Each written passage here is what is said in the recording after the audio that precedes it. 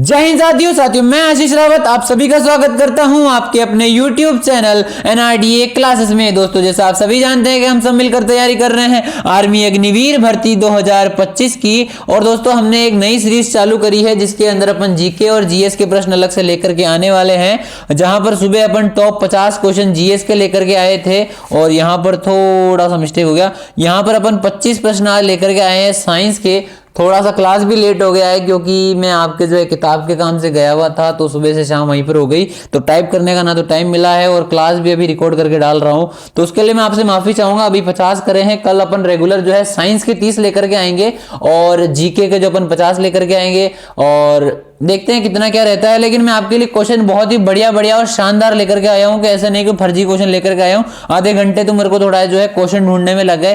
तो आज जो है कोशिका यानी सेल संबंधित प्रश्न अपन इस जो क्लास के अंदर सॉल्व करेंगे और लगभग 10 प्रश्न अपन जो है पौधे और जीव जंतुओं से रिलेटेड करेंगे। ठीक है, तो 10 प्रश्न अपन वो हो जाएंगे, 10 प्रश्न वो हो जाए, 15 प्रश्न ही हो जाएंगे, 10 जीव जंतु वाले हो जाएंगे, टोटल 25 प्रश्न हो जाएंगे। तो 25 में देखते हैं आपको कितने आते हैं। नए सवाल अगर आपको दिखे तो फटाफट से नोट डाउन कर लेना है। ठीक है, क्लास बहुत ज्यादा लेट हो गई, उसके लिए मैं आपसे माफी चाहूंगा।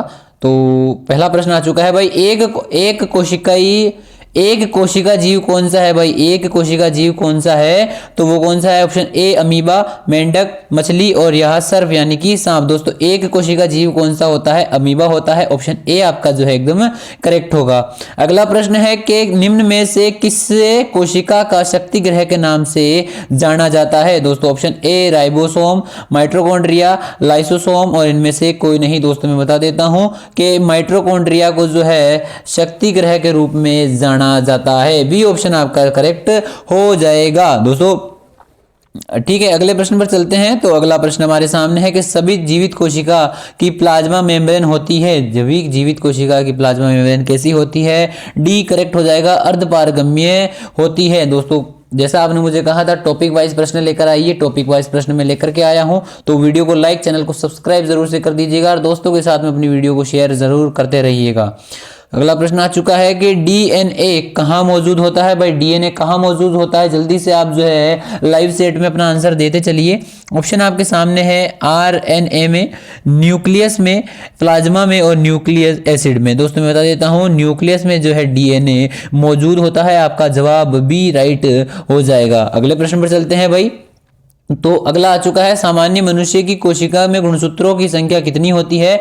सामान्य मनुष्यों में कोशिका के जो गुणसूत्र होते हैं उनकी कितनी संख्या होती है? ऑप्शन नंबर बी करेक्ट हो जाएगा, 46 क्या होती है? कोशिका के गुणसूत्रों की संख्या होती है।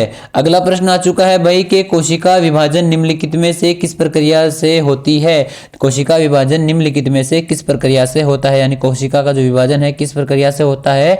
ऑप्शन आपके सामने है हेरेटोसिस, युग्मनज, माइटोसिस और इनमें से कोई नहीं। दोस्तों मैं बता देता हूं आपका सी जवाब एकदम राइट हो जाएगा कि माइटोसिस से जो है कोशिका विभाजन होता है। ठीक है, अगले प्रश्न पर चलते हैं। अगला है लाल वर्णक एंथोसाइनिन निम्न में से होता है किसमें होता है? क्लोरोप्लास्ट में होता है, माइटोकॉन्ड्रिया में होता है या वैक्यूम में होता है या डी में से किसी में नहीं होता है? दोस्तों आपका जवाब ए राइट हो जाएगा। क्लोरोप्लास्ट के अंदर जो है लाल वर्णक एंथोसाइनिन होते हैं। अगला प्रश्न आ चुका है भाई हमारे सामने, कोशिका सिद्धांत का प्रतिपादन किसने किया था? तो ये जो है शीडेन और थियोडर ने करा था। जरूरी प्रश्न है, इंपॉर्टेंट प्रश्न है, जो ये वैज्ञानिक वाले क्वेश्चन होते हैं बहुत जरूरी होते हैं। दोस्तों पिछली बार भी वैज्ञानिकों संबंधित प्रश्न पूछ लिए गए थे। दोस्तों पहले अपन आए हैं, क्या कर रहे हैं अपन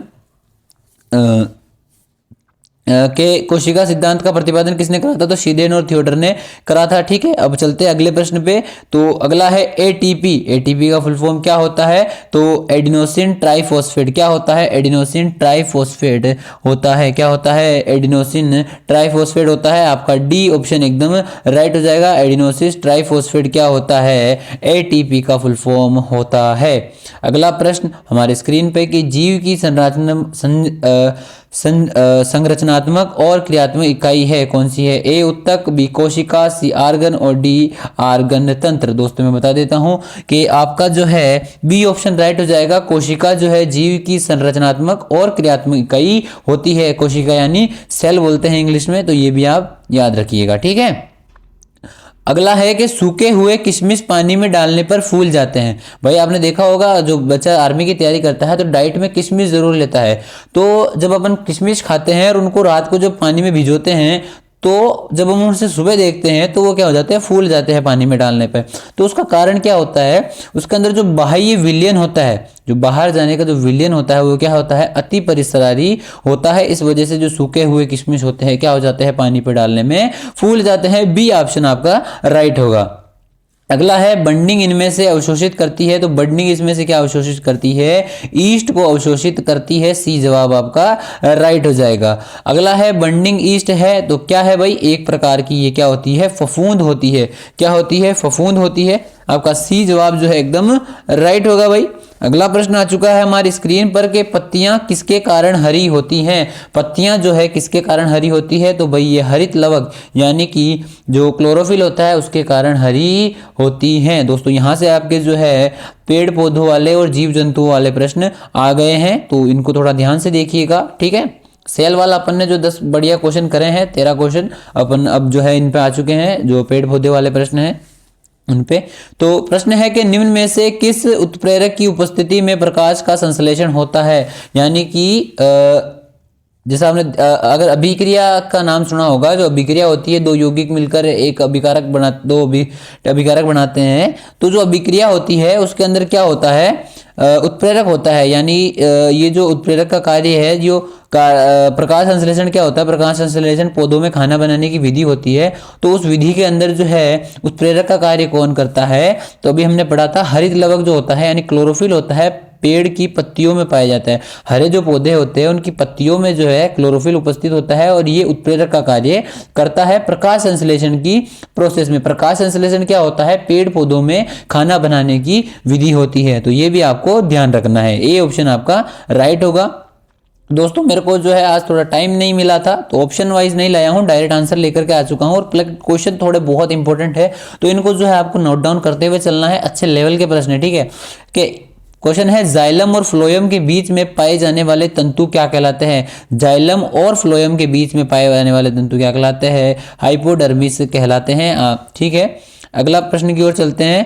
तो अगला प्रश्न हमारी स्क्रीन पे है कि पौधे में पाए जाने वाले जाइलम निम्न कार्य के लिए जिम्मेदार होते हैं। जाइलम के बारे में अभी हमने पढ़ा कि पानी के परिवहन के लिए जिम्मेदार होता है। कौन जाइलम होता है, यानी दोस्तों जो पेड़ की जो जड़ें होती हैं वहां पर अपन पानी देते हैं, बट जो प्रकाश संश्लेषण की क्रिया होती है वो पत्तियों के ऊपर होती है। तो जड़ों से पानी पेड़ की प्रत्येक पत्ती तक या फिर तने तक कैसे पहुंचता है, तो ये जो है जाइलम की मदद से पहुंचता है। किसकी मदद से पहुंचता है, जाइलम की मदद से पहुंचता है, ठीक है। अगले पे चलते हैं। तो ये उम्मीद है समझ में आया होगा। 17वां सवाल अगला है क्लोरोफिल कहाँ होता है, तो ये पत्तियों में होता है। कहाँ पर होता है क्लोरोफिल, पत्तियों में होता है।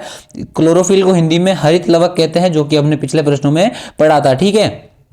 अगला है स्टोमेटा कहाँ पर होता है, तो भाई पत्ती की निचली तरफ क्या होता है, स्टोमेटा होता है। स्टोमेटा कहाँ होता है, पत्ती की निचली तरफ। पत्ती की जो डंडी होती है लकड़ी, उसको ही स्टोमेटा कहा जाता है। अगला है वनस्पतियों में किसके पानी का परिवहन होता है। वनस्पतियों में किससे पानी का परिवहन होता है, तो अभी हमने पढ़ा कि जाइलम द्वारा जो है पानी का परिवहन पेड़ पौधों में होता है। अगला प्रश्न हमारे सामने आ चुका है कि पौधे प्रकाश संश्लेषण के समय कौन सी ग्रहण करते हैं, गैस ग्रहण करते हैं। दोस्तों प्रकाश संश्लेषण मैंने आपको अभी बताया है कि प्रकाश संश्लेषण पेड़ पौधों में खाना बनाने की विधि होती है। तो भाई जब पेड़ पौधे खाना बनाते हैं तो वो ऑक्सीजन गैस को तो त्यागते हैं जो इंसान ग्रहण करता है, और CO2 गैस ग्रहण करते हैं जो कि इंसान द्वारा छोड़ी जाती है। CO2 गैस सूर्य की प्रकाश की किरणें, पानी जो कि जाइलम वहां तक पहुंचाता है, और हरित लवक जो कि पेड़ पत्तियों में उपस्थित होता है, उन सभी से मिलकर क्या करता है, पेड़ अपना भोजन बनाता है, ठीक है। अगला है पौधों में हरा रंग किसकी मौजूदगी के कारण होता है, तो पौधों में हरा रंग जो है क्लोरोफिल की क्लोरोफिल की मौजूदगी से होता है। ठीक है, क्लोरोफिल वाला फंडा समझ में आ रहा है, कंफर्म हो रहा है। ठीक है, अगला आ चुके अपने लास्ट है कि वनस्पति जगत का अध्ययन करना क्या कहलाता है, तो बोटनी कहलाता है। क्या कहलाता है, वनस्पति विज्ञान, वनस्पति जगत का अध्ययन करना बोटनी कहलाता है। अगला आ चुका है, निम्न में से कौन सा तत्व या रसायन पौधों से प्राप्त होता है, कुनेन जो है पौधों से प्राप्त होता है। अगला है, भिंडी का रासायनिक नाम क्या है, तो हिबिस्कस स्कुलेंटस क्या है, भिंडी का रासायनिक नाम होता है। इससे रिलेटेड 10 प्रश्न और बाकी रहेंगे, वो अपन कल की क्लास में करेंगे। और कल अपन जो है मानव शरीर से संबंधित प्रश्न भी सॉल्व करेंगे। तो यहाँ पर अपन जो है 25 प्रश्न समाप्त करे हैं। कितने प्रश्न आपको आते थे मुझे कमेंट करके ज़रूर बता देना। क्लास थोड़ी सी लेट हो गई है, और दोस्तों साइंस के क्वेश्चन क्या होते हैं, थोड़े हार्ड आते हैं, तो टाइप करने में बड़ी दिक्कत आती है। और मैं अकेला हूँ करने वाला, 50 आपके जीके के, 30 ये वाले, तो थोड़ा सा टाइम लग रहा है, और अदरवाइज मेरे को काम भी रहता है, तो इस वजह से अपन नहीं कर पा रहे। तो मैं क्या सोच रहा हूँ, अभी जब तक फॉर्म वगैरह नहीं भरते हैं तो अपन 30 की लेकर के आते हैं, और जैसे जैसे बढ़ेगा तो अपन जो है 50-50 की भी करेंगे, नो टेंशन रहो। और जितना हो सकता है मैं अपना बेस्ट करने की कोशिश करूंगा, और आप भी जो है इन सवालों को ज़रूर से हल कीजिएगा। बहुत ही अच्छे प्रश्न मैं आपके लिए लेकर के आया था आज, तो आप जो है मेरे को कमेंट करके ज़रूर बता देने का लेवल कैसा लगा आपको। लेवल धीरे धीरे अप कर रहे हैं, और जितना हो सकता है मैं अपना बेस्ट देने की कोशिश कर रहा हूँ। अगर आपको मेरे एफर्ट्स और मेरी मेहनत अच्छी लग रही हो तो आप जो वीडियो को ज़रूर से लाइक कर दीजिएगा। अपने 2000 सब्सक्राइबर होने वाले हैं, लगभग 100 सब्सक्राइबर बाकी है, तो ज़रूर से चैनल को जिसने सब्सक्राइब नहीं किया है प्लीज़ सब्सक्राइब कर देना।